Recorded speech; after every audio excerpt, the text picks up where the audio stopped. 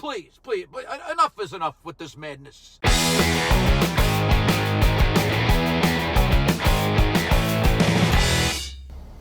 Hey, what do you hear? What do you say? My Facebook, YouTube, Twitter, Instagram, Google+, your sister's ass, the Pony Express. A very ticked off Vic here. You know what ticks me off? Conspiracy theories. Now, I'm kind of talking about my own personal experience with conspiracy theories. I'm also kind of talking about the fact that conspiracy theories have been around for a zillion years. They definitely have since I was a kid, and I can't believe they weren't around before me. Here's what I'm talking about. Okay. My first experience with conspiracy theories was with my dad. Okay, back in the day, in the mid-'60s, when I was a kid, everyone got a phone bill every month. Now, it's not like today, where your cell phone is on a plan and it's at $39 a month with unlimited calling and text or whatever the fuck it is. No. Back in the day, the phone bill would come in the mail, and that was a whole big deal in my house. You know, because each and every call was itemized on the bill with how many minutes the call was and how much the call cost.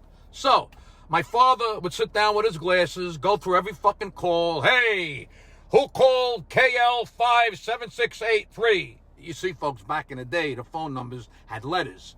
Anyway, my father would go down the list and yell at everyone for using the phone too much or for too long. You don't need to talk to your uncle for 14 minutes. Anyway, one day the phone bill comes in and he pulls me aside and he says, hey kid, you want to know the scam the phone company is running? Look at all these calls.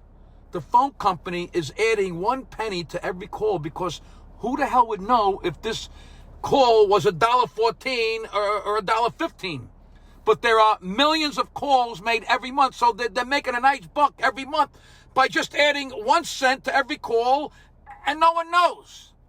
And I said, is this real, Dad? And he said, I don't know, but I'd do it if I were them. Okay, so there you go.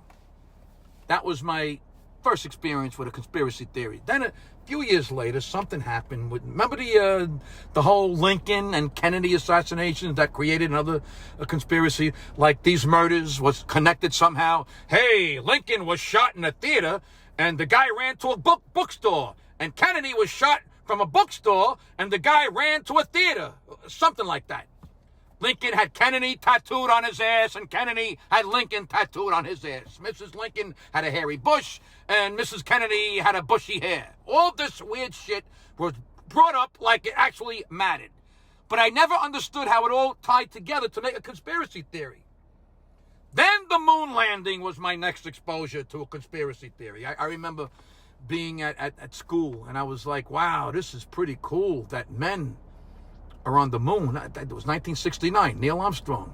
And one of my friends says, hey, Vic, don't be a sap. Nobody went into space and landed on the moon. The whole thing is being shot on a movie set out in the desert.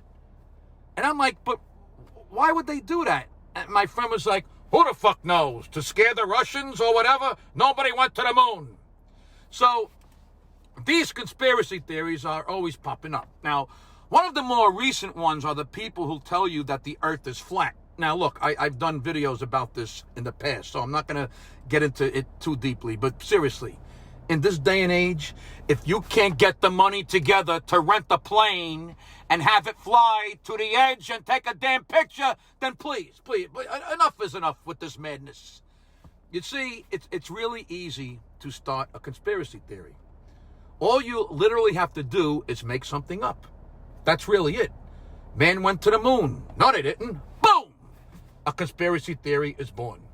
Back in the 60s, people started saying Paul McCartney died in 1965 and was replaced by someone who looked just like him. Now look, you can bring up every possible argument to dispute it, but because you can't literally prove it, the theory lives on in the minds of wacky people. How do you disprove that theory? A conspiracy theory is usually made up out of thin air, so to try to find facts to disprove it, it's almost impossible because there are no facts or something made up out of thin air. Oh yeah, sure, it was real easy to find someone who not only looked identical to Paul McCartney, but They also had to sound exactly like him. And, oh yeah, he had to be able to write masterpiece hits one after another because that's so easy to do. And, oh yeah, no one could tell you where Paul is buried, and there's no record of his death, and even his family, the Beatles and everyone associated with it, is in on the conspiracy. And then someone says, he's dead because he's walking barefoot across Abbey Road. And there you go. Stupid people being duped by stupid people. Look, I'm not sure why some people feel the need to make up conspiracy theories and other people are so willing to accept them. I guess it's just another mystery of the world. Conspiracy theories, that's what ticks me off.